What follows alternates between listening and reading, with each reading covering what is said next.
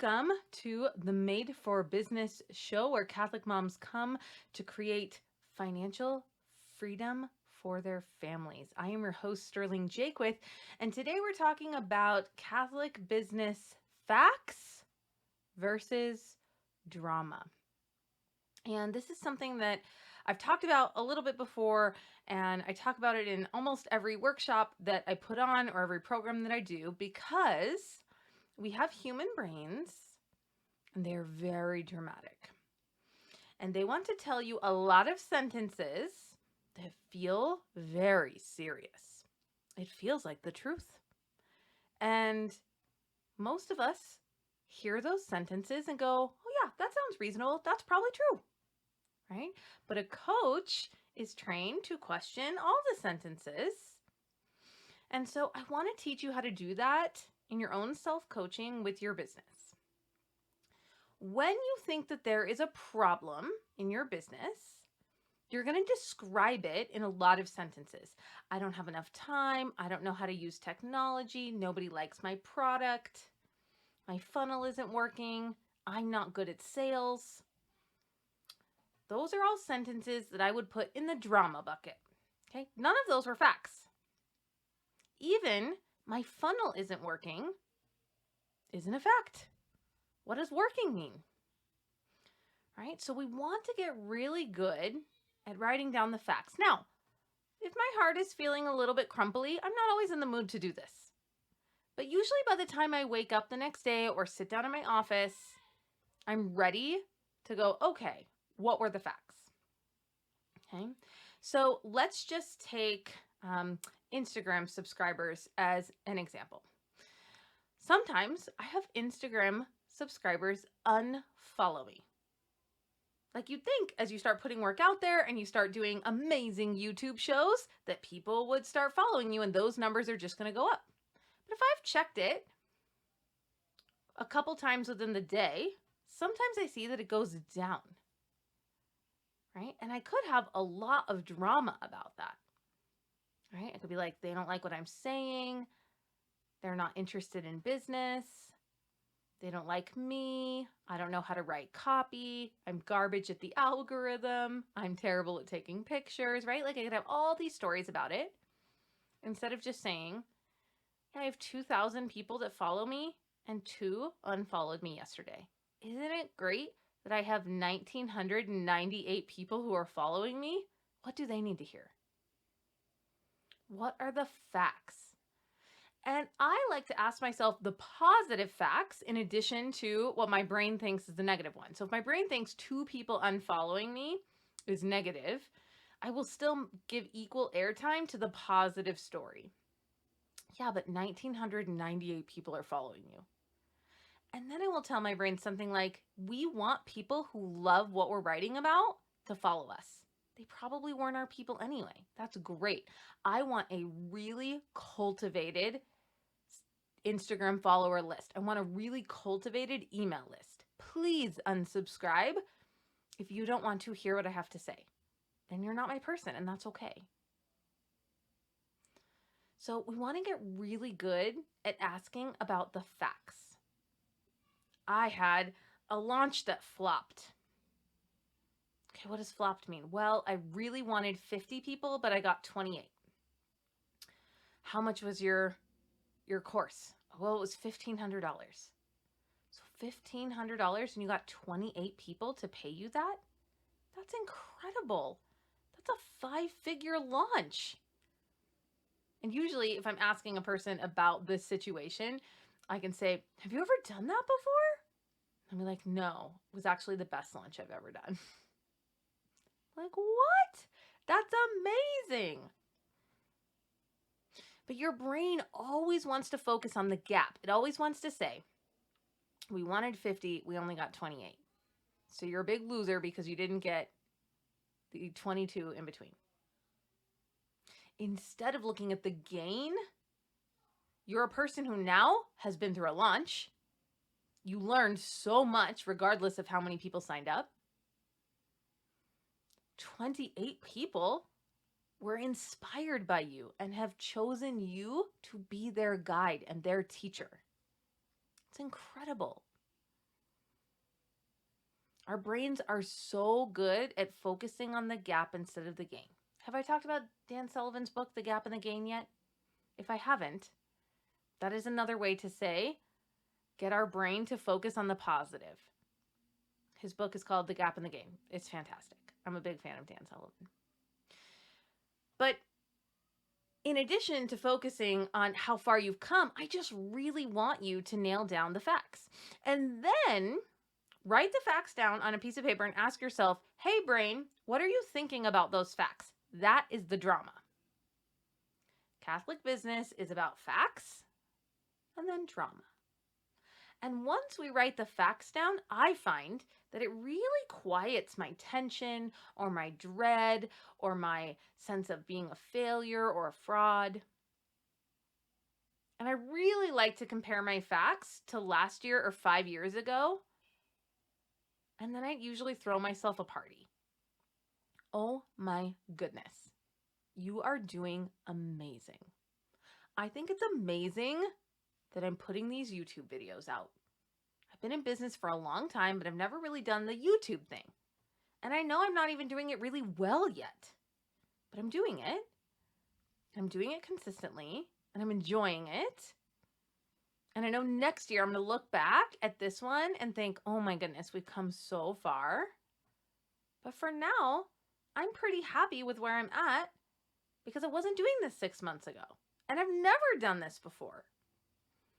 So I'm not looking at my number of YouTube subscribers and thinking, oh, there should be so more. I'm throwing myself a party for learning how to be a YouTuber. What are the facts? And then what are your thoughts about those facts? So some of you will come to me and say, I'm just so terrible at sales. I'm like, okay, what are the facts? Well, I have offered my product to 100 people and 4 of them have said yes.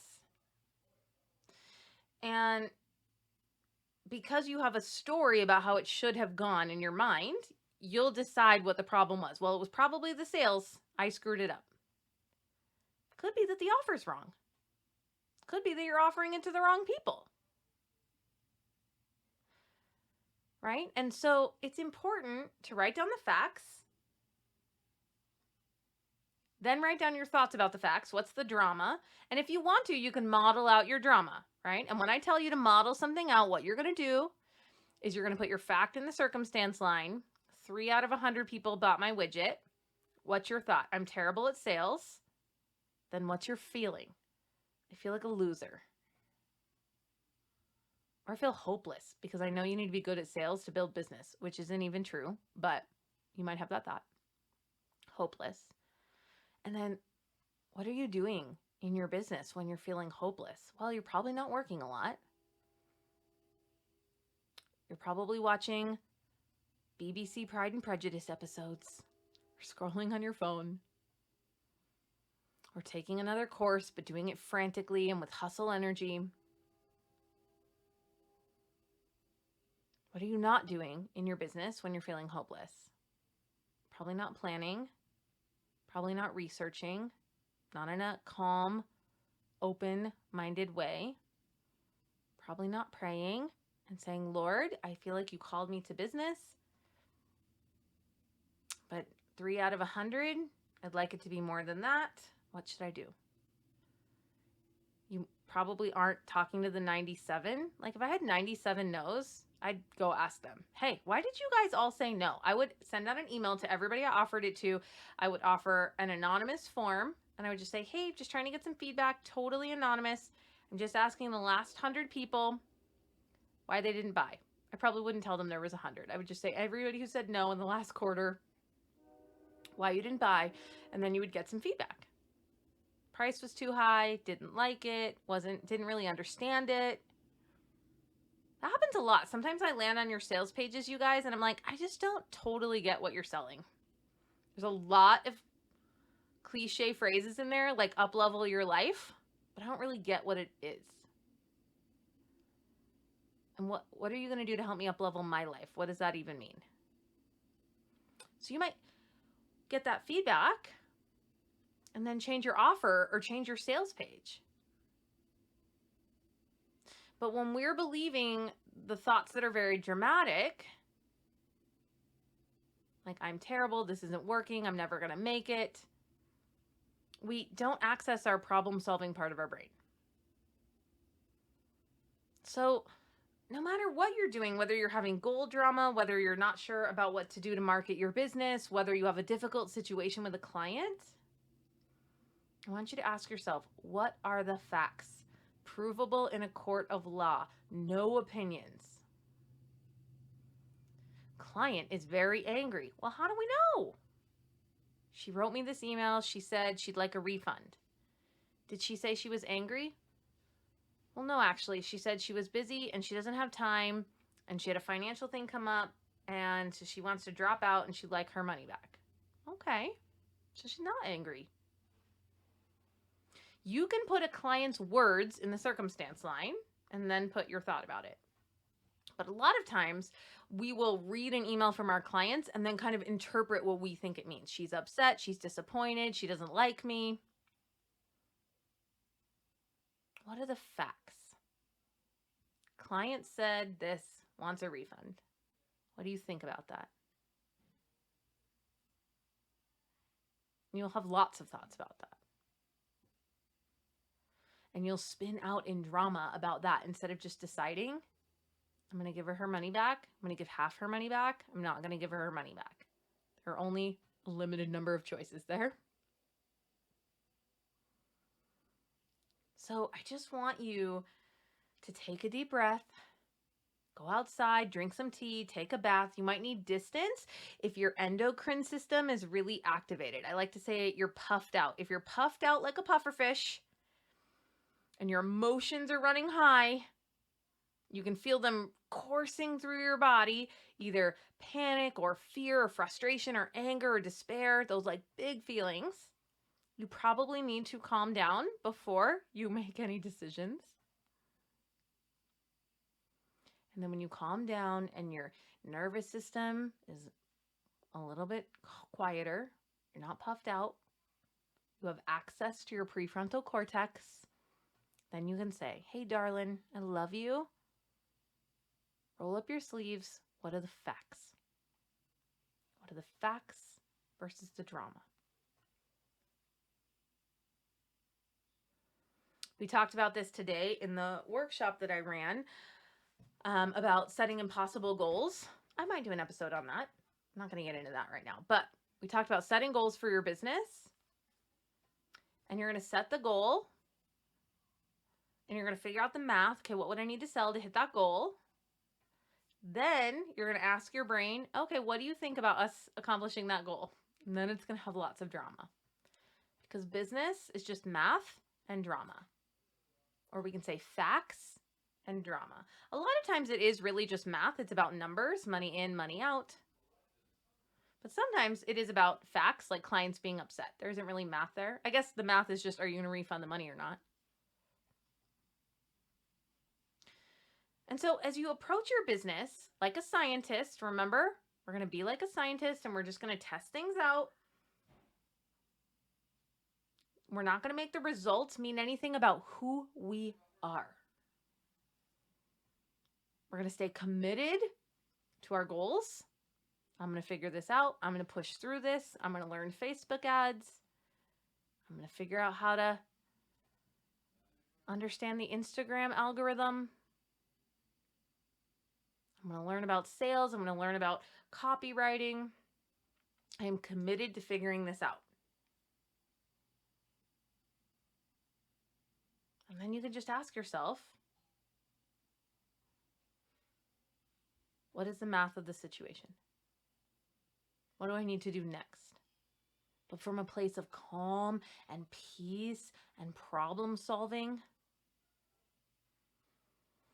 And this really just comes up a lot for me. I like to say that entrepreneurs freak out every 3 days. I think every 3 days we're like, just have a little mini meltdown and like a small existential crisis. What does it all mean? What am I doing with my life? What is the point of this business? I'm totally screwing it up. Nobody wants what I have, right? It'll be just like very dramatic things that come up. And so I want you to know, if you're committed to being an entrepreneur and if you're committed to making 6 and 7 figures, you need to be really good at responding to your brain's drama. You don't need to be good at sales. You need to be good at responding to your brain's drama. So when your brain offers you, you're terrible at this, nobody wants what you're selling, you know how to calm yourself down, pay attention to the facts, and give your brain a response. The fact may be 0 sales. If I had 0 sales, I would go find evidence that I've grown a ton since I started my business. No sales. Yeah, but we have a sales page. And we've put out 3 podcast episodes. And we've posted 18 times on Facebook. And I made that PDF ebook to get people's email addresses. Like, I would just celebrate all those things. And I'd be like, the clients are coming. That's how you take math, like 0 sales, and you don't make it mean anything about you or your business. You're just like, yeah, we're going to figure that out. Is it the offer? Is it the price? Is it my marketing? Does anybody even know about my offer?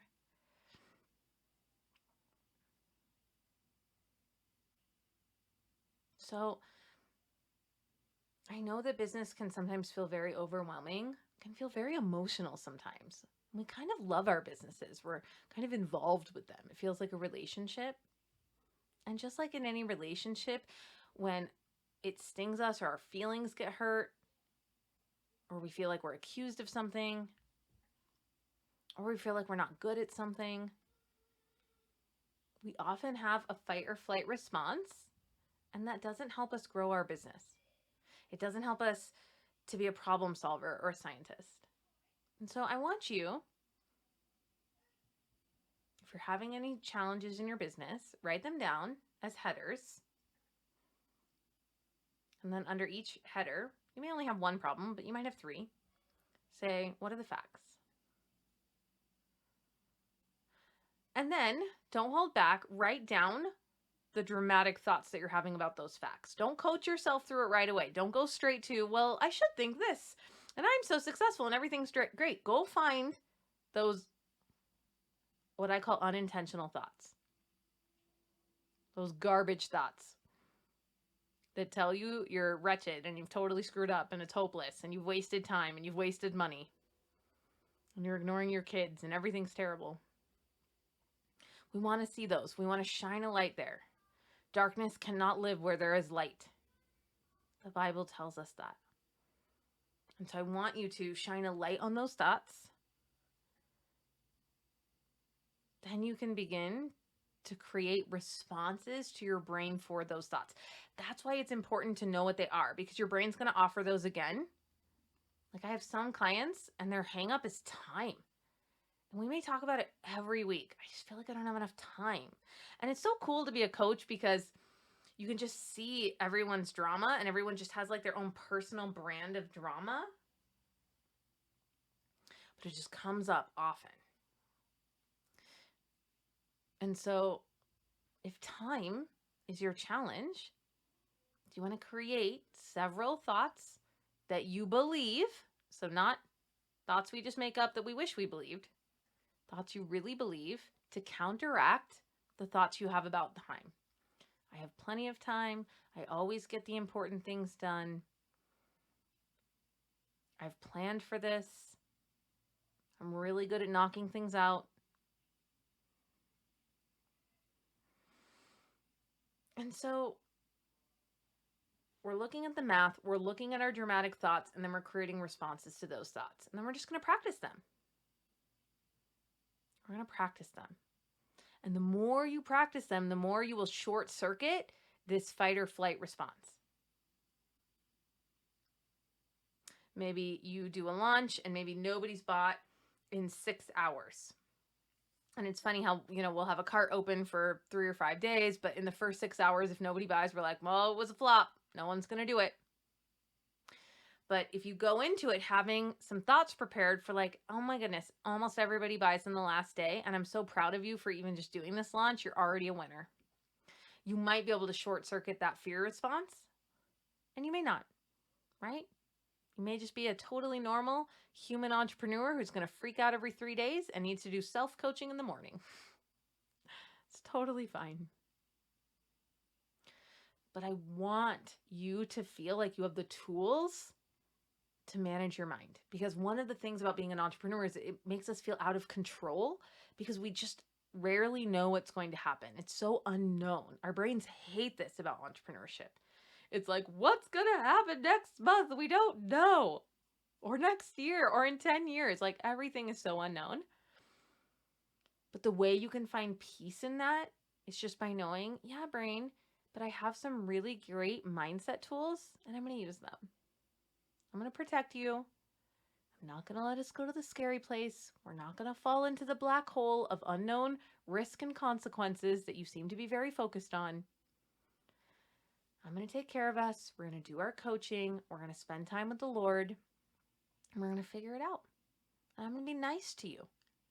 You don't need to be scared. I know I've been mean to you before. I'm not going to do that anymore. All right? So, business, facts, and drama. Or math and drama. Your job is to get really clear on what those are and then to create responses for your brain. I love you. I'm praying for you. Get to work. You were made for business.